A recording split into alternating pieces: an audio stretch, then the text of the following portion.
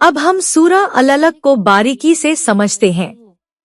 ये कुरान मजीद की 96वीं सूरत है, लेकिन एक खास बात यह है कि ये सबसे पहले नाजिल हुई थी, यानी पैगंबर सल्लल्लाहु अलैहि वसल्लम पर सबसे पहली बार जो वही इल्हाम आई वो इसी सूरत की शुरुआत की आयतें थी।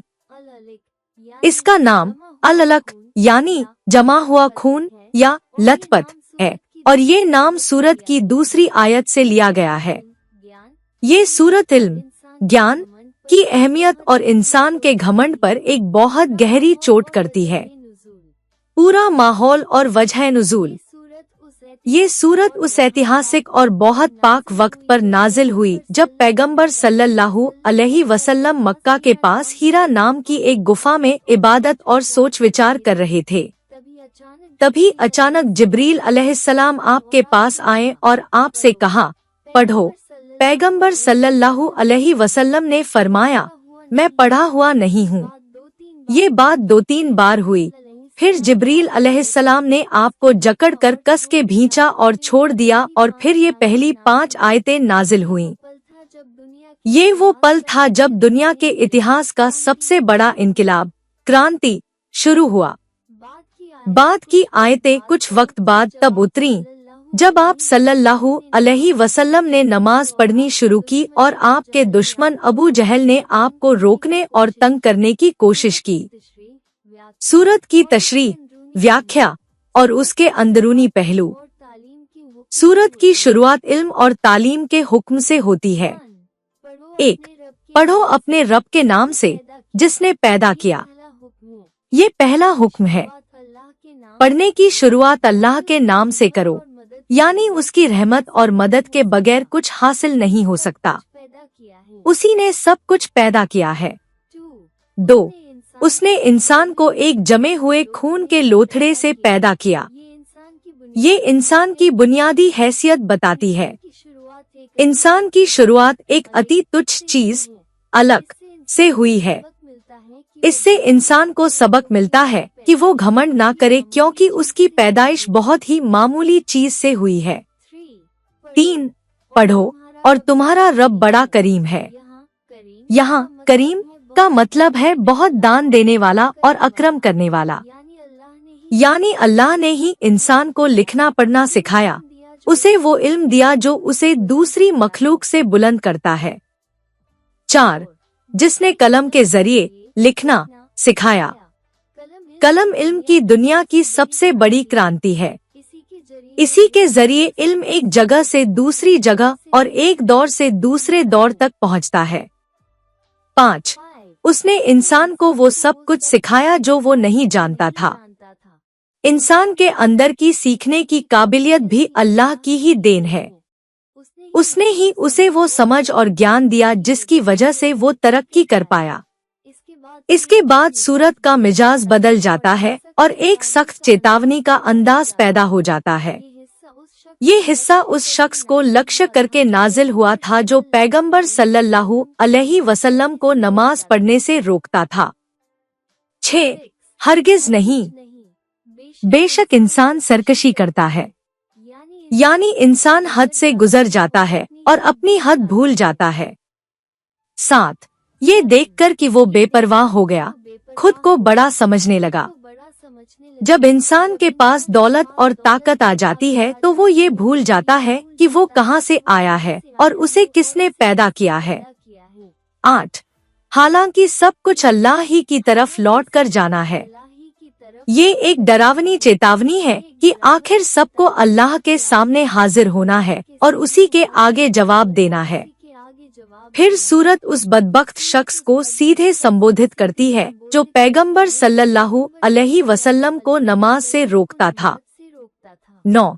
क्या तूने उस शख्स को देखा जो हमारे बंदे को रोकता है?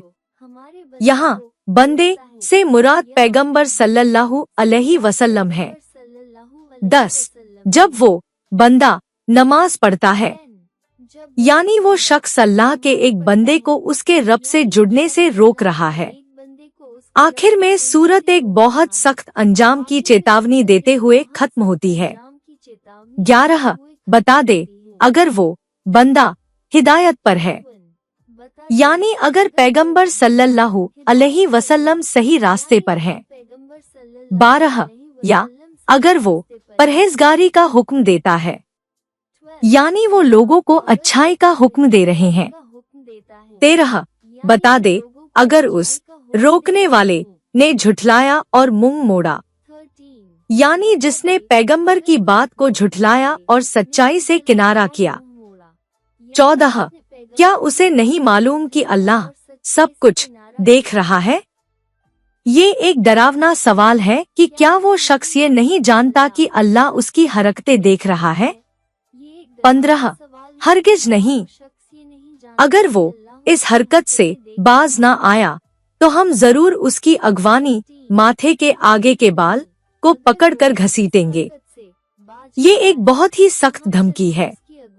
अगवानी पकड़कर घसीटने का मतलब है बेइज्जती के साथ पकड़ना और सजा देना। 16 वो झूठी अगवानी, वो गुनाहगार अगवानी, यानी उसका माथा जो झूठ बोलता है और गुनाह करता है।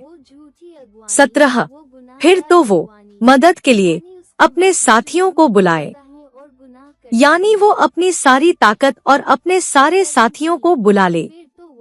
18 हम भी जल्द ही जहन्नुम के गार्डों को बुला लेंगे, यानी अल्लाह की तरफ से जहन्नुम के फरिश्ते आ जाएंगे उसे पकड़ने के लिए।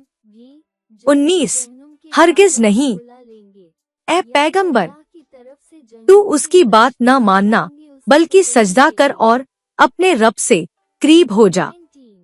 ये आखिरी हुक्म पैगंबर सल्लल्लाहु अलैहि वसल्लम को दिया गया कि आप उस काफिर की बातों पर ध्यान न दें और अपने रब की इबादत में लगे रहें। सूरत की उपयोगिता और मुख्य संदेश। ये सूरत हर इंसान के लिए बहुत बड़ी सीख रखती है।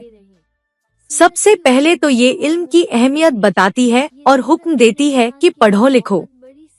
दूसरा, ये इंसान को उसकी असलियत याद दिलाती है कि तू एक मामूली चीज से पैदा किया गया है, इसलिए घमंड न कर। तीसरा, ये सूरत हमें बताती है कि जो लोग अल्लाह के बंदों को उसकी इबादत से रोकते हैं, उनका अंजाम बहुत ही भयानक होता है।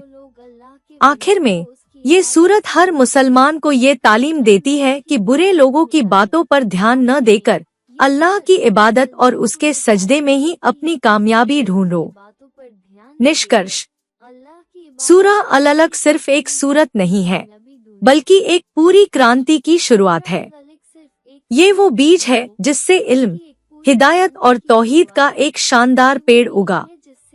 ये सूरत हमें दो बातें साफ साफ बताती है, एक तरफ तो इंसान की पैदाइश की निचली हालत और दूसरी तरफ उसकी बुलंदी का राज यानी इल्म और इबादत।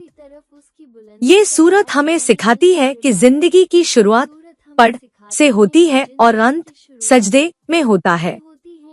जो इंसान इन दोनों बातों को पकड़ लेता है, वो दुनिया और आखिरत दोनों में कामयाब हो जाता है। इस सूरत को पढ़कर हर मुसलमान को अपनी जिंदगी में इल्म हासिल करने और अल्लाह की इबादत में जुट जाने की ताकीद मिलती है।